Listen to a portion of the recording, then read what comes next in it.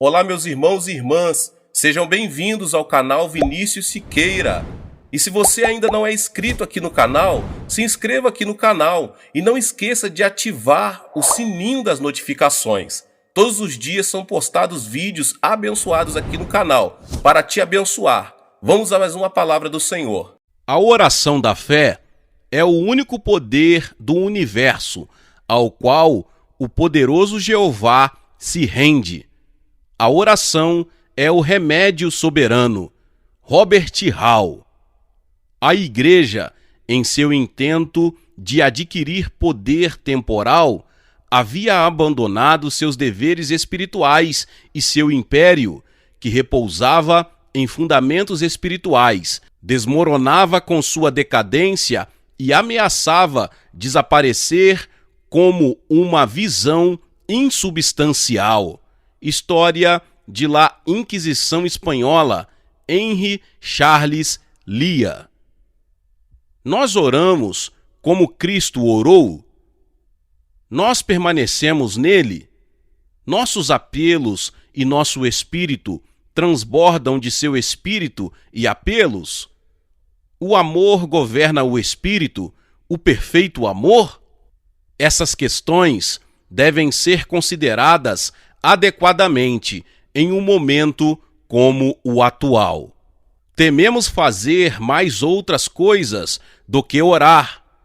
Esta não é uma era de oração, é uma era de grande atividade, de grandes movimentos, mas que tem a forte tendência de enfatizar o que se vê e o material, negligenciar e desconsiderar o que não se vê e o espiritual.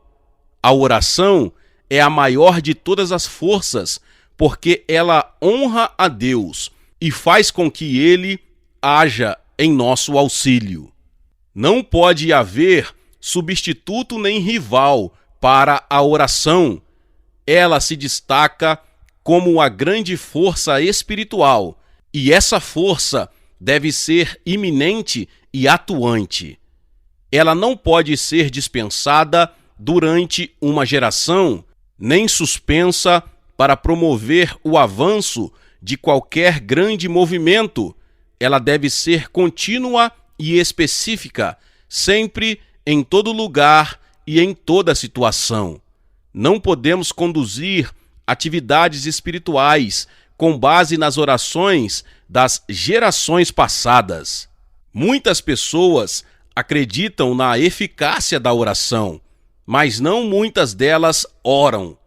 A oração é a coisa mais difícil e também a mais fácil, a mais simples e a mais sublime, a mais fraca e a mais poderosa.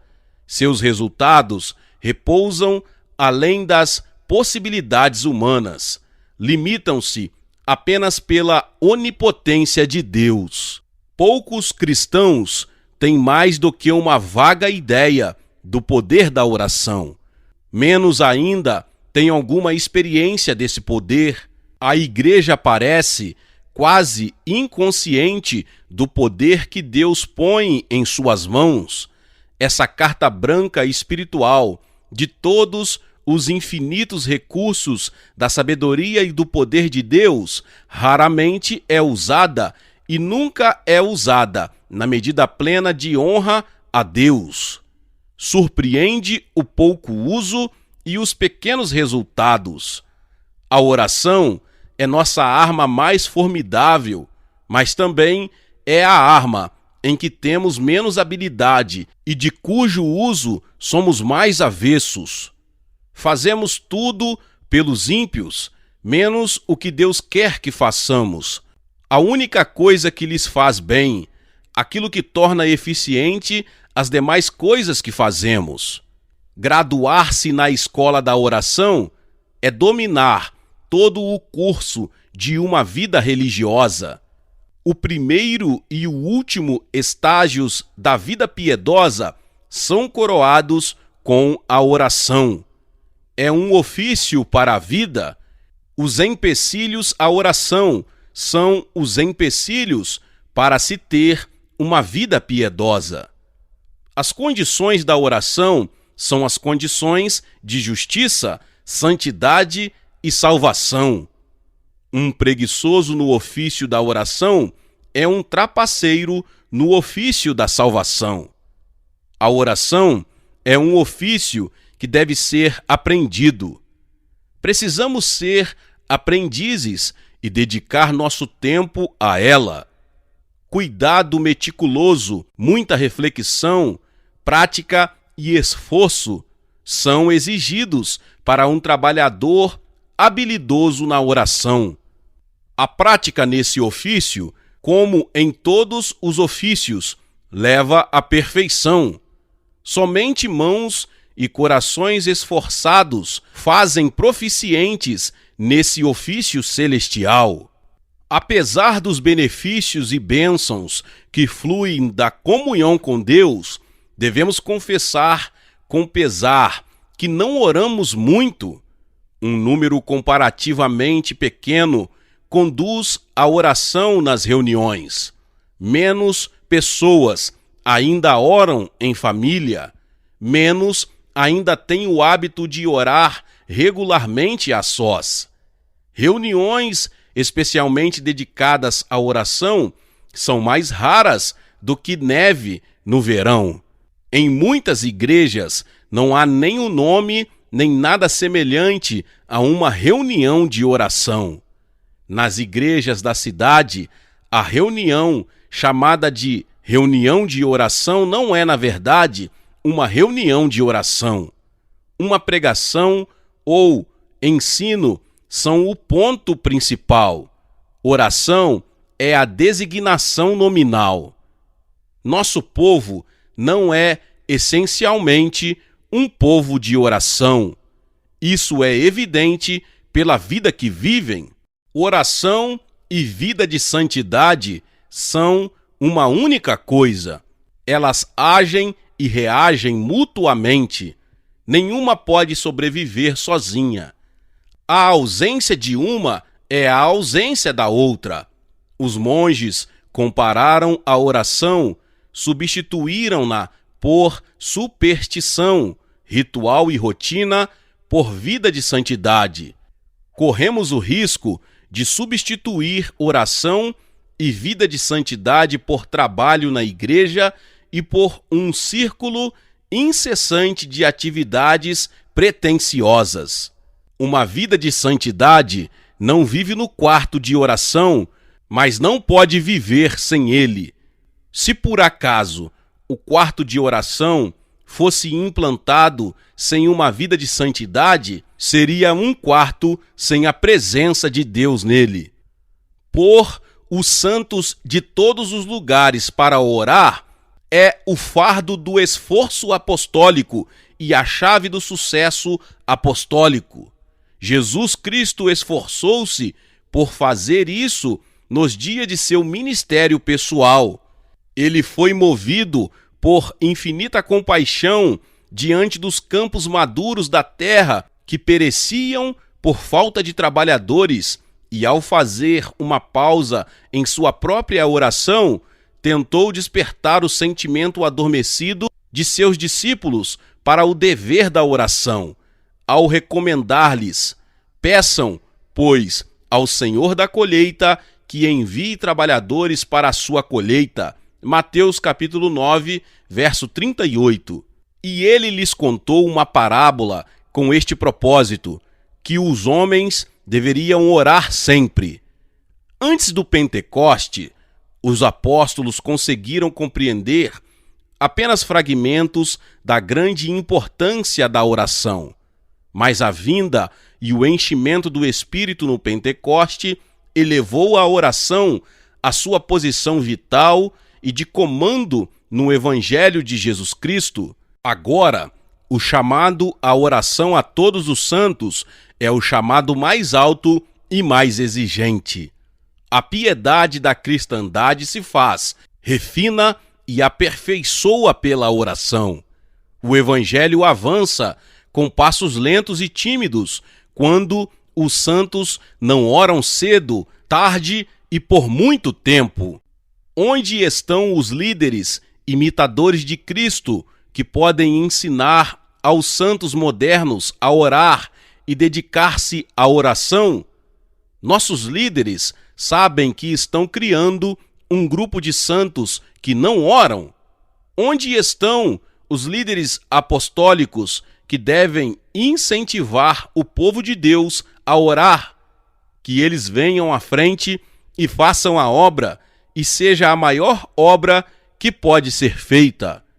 O maior número de estruturas educacionais e o aumento exagerado da força monetária serão desastrosas maldições para a religião se isso não for santificado por mais e melhores práticas de oração do que as que estamos desenvolvendo. Mais orações não acontecerão naturalmente. A campanha pelo 20º ou 30º século não ajudará nossa vida de oração. Pelo contrário, atrapalharão se não tivermos cuidado. Nada, a não ser o esforço específico por uma liderança de oração, trará benefício. Apenas líderes de oração podem ter seguidores de oração. Apóstolos de oração produzirão santos de oração. Um púlpito de oração produzirá bancos de oração. Precisamos grandemente de pessoas que incentivem o santo ofício da oração. Somos uma geração de santos que não ora. Santos que não oram formam um grupo de santos miseráveis que não têm nem o ardor, nem a beleza, nem o poder dos santos. Quem restaurará esse ramo? Os maiores reformadores e apóstolos serão aqueles que levarem a igreja a orar. No passado, homens santos mudaram o curso das circunstâncias, revolucionaram o caráter e o país pela oração. E tais feitos ainda estão ao nosso alcance. O poder está apenas esperando para ser usado. A oração é, acima de tudo, a expressão da fé. Não tenho tempo para falar das coisas poderosas alcançadas pela oração, pois por ela os santos conquistaram reinos, praticaram a justiça, alcançaram o cumprimento de promessas, fecharam a boca de leões, agarraram o poder do fogo e escaparam do fio da espada. Da fraqueza tiraram força, tornaram-se poderosos na batalha e puseram em fuga exércitos estrangeiros. Houve mulheres que pela ressurreição tiveram de volta os seus mortos. Hebreus capítulo 11, versos 33 ao 35. A oração honra a Deus e desonra o eu. É a prece de fraqueza, ignorância e necessidade do homem. Uma prece que o céu não pode desconsiderar. Deus se agrada da nossa oração. A oração não é a inimiga do trabalho. Ela não paralisa a atividade. Ela age poderosamente. A própria oração é a maior ação a ser feita. Ela gera atividade, estimula o desejo e o esforço. A oração não é um ópio, mas um tônico. Ela não é a canção de ninar para dormir, mas traz renovo para a atividade. O homem preguiçoso não ora, não orará e não pode orar porque a oração demanda energia. Paulo chama-a de esforço, agonia. Para Jacó foi uma luta, para a mulher cananeia foi uma batalha que exigiu as melhores qualidades da alma e demandou grande força. O quarto de oração não é um refúgio para o cristão indolente e inútil. Não é um berçário no qual só há lugar para bebês. É o campo de batalha da igreja. É uma fortaleza, o cenário de conflitos heróicos e sobrenaturais. O quarto de oração é a base de suprimentos para os cristãos e a igreja. Se for cortado, não sobrará nada, a não ser retirada e desastre. A energia para o trabalho, o domínio sobre o ego, a libertação do medo, todos os resultados e graças espirituais avançam muito pela oração. A diferença entre a força, a experiência e a santidade dos cristãos encontra-se no contraste de suas orações. Orações fracas, curtas e escassas sempre sinalizam uma fraca condição espiritual. Os homens deveriam orar muito e aplicarem-se a ela com energia e perseverança. Cristãos eminentes foram eminentes na oração. As coisas profundas de Deus não são aprendidas em outro lugar. Grandes obras para Deus são feitas por grandes orações. Aquele que ora muito, estuda muito, ama muito, trabalha muito, faz muito por Deus e pela humanidade. O cumprimento do Evangelho, o vigor da fé, a maturidade e a excelência das graças espirituais esperam pela oração. Glória a Deus, que palavra poderosa, por Edward M. Bond. Se você ouviu esta palavra aqui neste canal abençoado, mas ainda não se inscreveu aqui no canal, eu convido a você a se inscrever aqui no canal. Você vai ver a palavra inscreva-se. Logo você vai tocar na palavra inscreva-se, vai aparecer do lado um sininho. Toque nesse sininho. Logo você vai ver a palavra todas.